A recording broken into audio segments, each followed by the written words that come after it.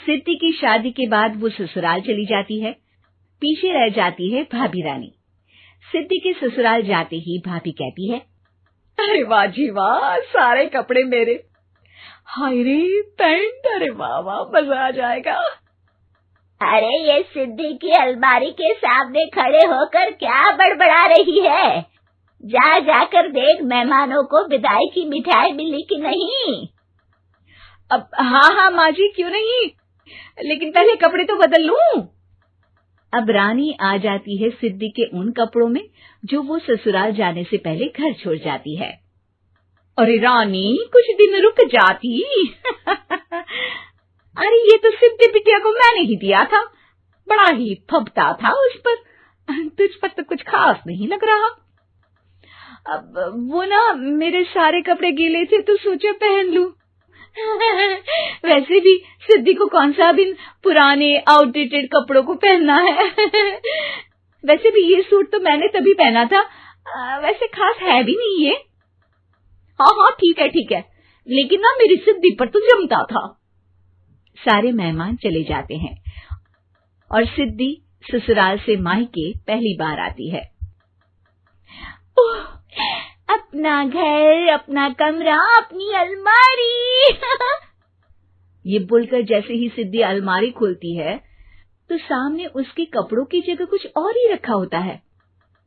माँ, जरा कमरे में तो आना। सास और रानी वहां पहुंच जाते हैं। रानी ने पहनी होती है सिद्धि की जींस और टी शर्ट।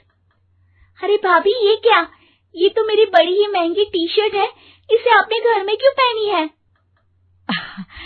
अरे बहुत मिलती है दीदी ये चौक की मार्केट में, 150 में। ओ भाभी प्लीज, ये एरोपोस्टल है, 2000 की एक टी शर्ट। ओहो, 2000 में तो दीदी 4 साड़ी आ जाए। अब क्या बोलूं? भाभी, ये मेरी अलमारी में छोटू के कपड़े, तो मेरे कपड़े कहाँ हैं? मेरी अलमारी में? अब दीदी आपको कौन से पुराने कपड़े पहनने थे? माना भाभी, लेकिन मैं जब घर आती तो यही सब पहनती ना। अरे तुम तो बड़ी कंजूस हो दीदी। खैर, वक्त आता है जब सिद्धि ससुराल के लिए रवाना हो रही होती है। अरे रानी, अंदर से सिद्धि का गिफ्ट ले आ, लड़की पहली बार ससुराल से मायके आई है। रानी अंदर जाती है और एक सिंपल सी साड़ी लेकर बाहर आ जाती है। ये लीजिए माँ जी। सास बेटी को गिफ्ट देकर ससुराल भेजती है। अगले दिन रानी एक सुंदर सी साड़ी पहनकर सामने आती है। अरे रानी, ये तो वो साड़ी है जो मैंने सिद्धि को देने के लिए दी थी जब वो ससुराल ले जाती, लेकिन ये तूने कैसे पहन ली?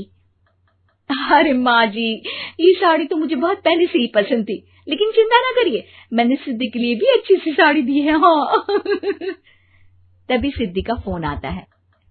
क्या माँ, कुछ अच्छा तो दिया होता ससुराल ले जाने के लिए। अरे पहले दिखा दिया होता। यूं चमकते हुए पैकेट में नौकरानी वाली साड़ी मत दिया करो माँ। अरे बेटे, वो तेरी भाभी ने ना गलती से उससे पैकेट बदल गया। हाँ, मैं कल ही तेरे भाई के हाथ से तेरा वाला पैकेट भेज दूंगी। अरे रहने दो माँ, आई एम श्योर भाभी ने अभी वही साड़ी पहनी होगी जो तुमने मेरे लिए रखी थी। तुम तो समझ नहीं पाई उनको। खैर छोड़ो, मैं ज्यादा बोलती अच्छी नहीं लगती, रहने दो, आपको उन्हीं के साथ रहना है, फिर बात करेंगे। सास को रानी पर गुस्सा आ जाता है। वो उसके कमरे में जाती है जहाँ वो शादी का एल्बम देख रही होती है। रानी, मार्केट जाकर एक ऐसी ही साड़ी लेकर आ, कल प्रतीक जाकर सिद्धि के घर दे आएगा। अरे क्यों माँ जी, कितनी साड़ी देनी है दीदी को? यहाँ कोई सेल लगी है क्या? अरे चुप कर, मेरे बेटी के हिस्से की साड़ी खुद पहन ली, अब ज्यादा ज्ञान बांट रही है। एक दिन सिद्धि का फोन आता है। माँ, मेरी सास ने आप सबको खाने पर बुलाया है। सारे लोग सिद्धि के ससुराल पहुंचते हैं। खाना खाकर वो लोग निकल रहे होते हैं कि सिद्धि की सास सभी को गिफ्ट देती है। अरे बहन जी, बेटी के घर का खाना खा लिया, यही बहुत है जो आप ऊपर से गिफ्ट भी दे रही है। अरे बहन जी, आप भी कहाँ इन बातों पर विश्वास कर रही हैं।